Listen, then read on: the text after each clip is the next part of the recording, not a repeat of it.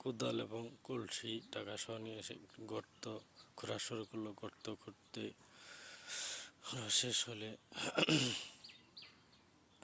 টাকার বান্ডিলগুলো কলসির ভিতরে রেখে কলসি গর্তর ভিতরে রেখে গর্ত পুরা করা শুরু করলো মাটি ঝোপঝাড় দিয়ে। কিন্তু এদিকে একটি মেয়ে ঝোপের আড়াল থেকে দেখতেছে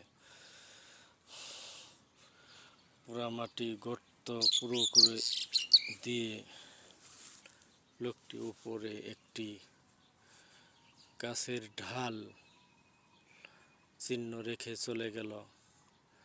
আর মেয়েটি আড়াল থেকে উঠে এসে মাটিগুলো সরিয়ে টাকার কলসিটি বের করে টাকাগুলো নিয়ে